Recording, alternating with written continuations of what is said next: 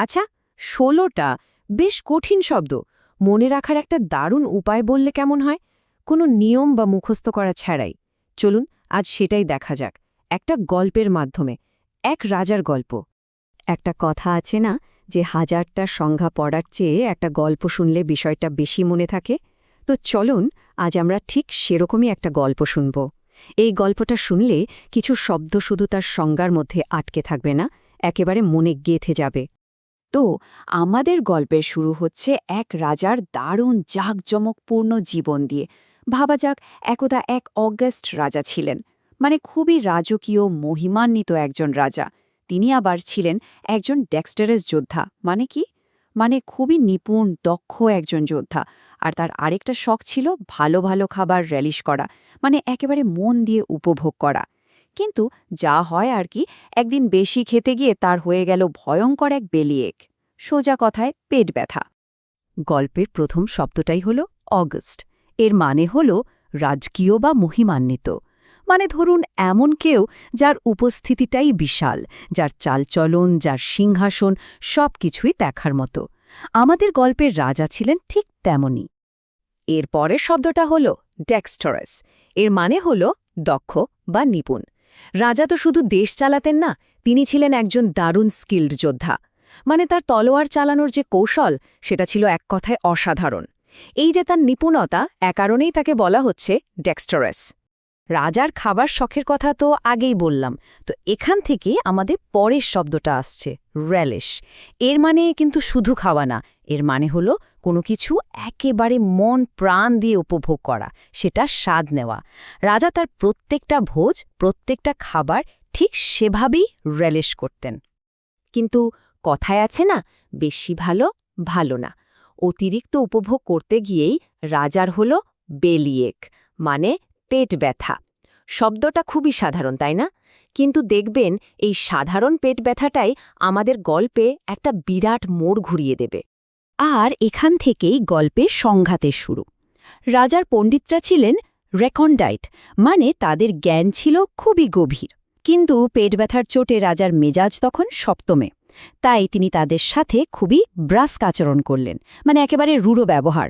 পণ্ডিতরাও ছেড়ে দেওয়ার পাত্র নন, তারা রাজার এই ব্যবহারের ডিনান্সিয়েশন করলেন, মানে সবার সামনে এর নিন্দা করলেন। ব্যাস, রাজা তো রেগে আগুন। তিনি তাদের শান করার হুকুম দিলেন, মানে তাদের এড়িয়ে চলতে বললেন, বর্জন করলেন। আর শেষে তাদের ডিজার্ট করে, মানে পুরোপুরি পরিত্যাগ করে একা একা বনের দিকে চলে গেলেন। আচ্ছা, এই পর্বের প্রথম শব্দটা বেশ ইন্টারেস্টিং, রিকন্ডাইট। এর মানে হলো এমন কোনো জ্ঞান বা বিষয় যা বোঝা বেশ কঠিন, বেশ গভীর, মানে ধরুন দুর্বোধ্য টাইপের।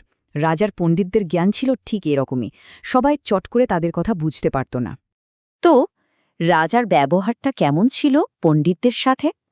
এক কথায় ব্রাস্ক, মানে রুক্ষ, কর্কশ, কোনো রকম ভনিতা না করে সোজা সাপটা বাজে ব্যবহার করা। হঠাৎ করে এমন রূঢ় আচরণ করাকে ব্রাস্ক বলা হয়। রাজা তো বাজে ব্যবহার করলেন, কিন্তু পণ্ডিতরা কি চুপ থাকলেন? না, তারা যা করলেন সেটাই হলো ডিনান্সিয়েশন, মানে প্রকাশ্যে নিন্দা করা। তারা সবার সামনে রাজার এই কাজের তীব্র সমালোচনা করলেন। এটা কিন্তু বেশ পাওয়ারফুল একটা শব্দ, তাই না? এই ঘটনার পর রাজার প্রতিক্রিয়া কি ছিল?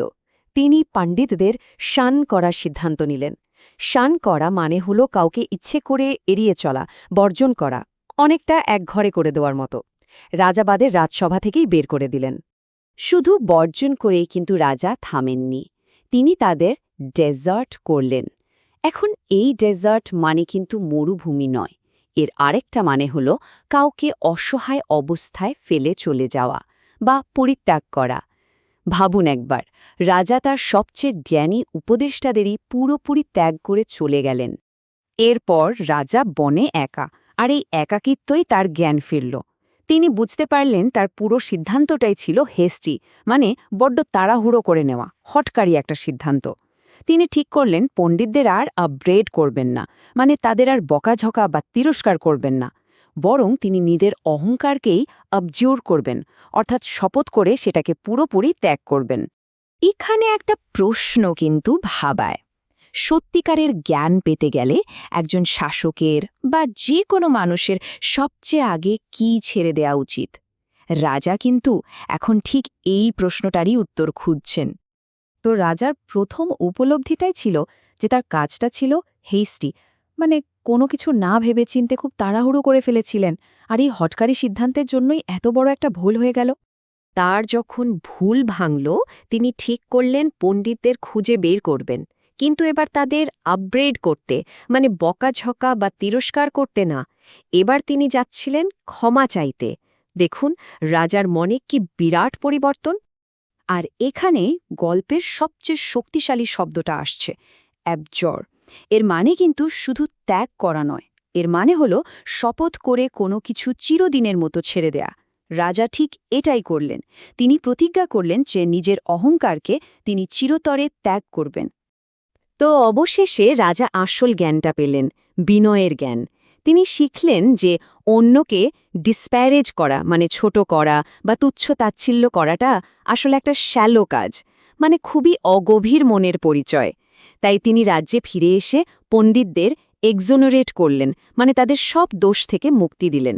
আর তারপর থেকে নিজের প্রজাদের চেরিশ করতে শুরু করলেন, মানে মন থেকে ভালোবাসতে শুরু করলেন।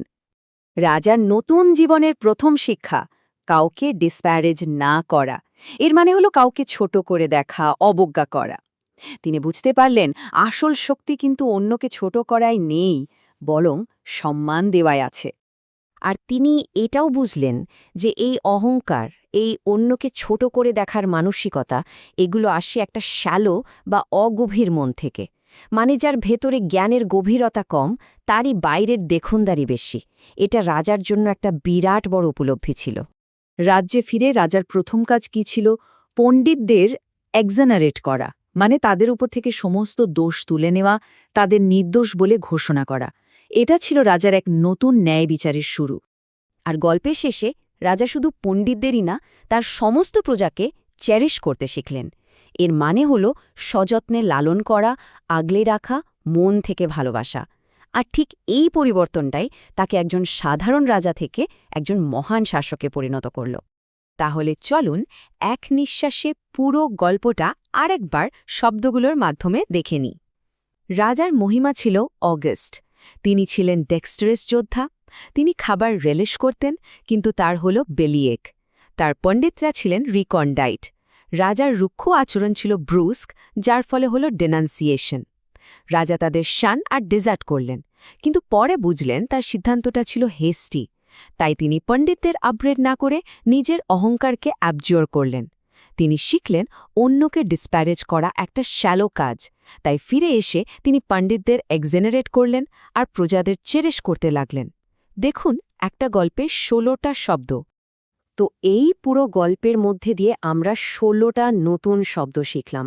এখন ভাবার বিষয় হল রাজার এই শব্দভাণ্ডার থেকে কোন শব্দটা আমাদের নিজেদের জন্য সবচেয়ে বেশি মূল্যবান বলে মনে হয়, কোনটা আমরা সবচেয়ে বেশি মনে রাখতে চাইব। ভেবে দেখবেন।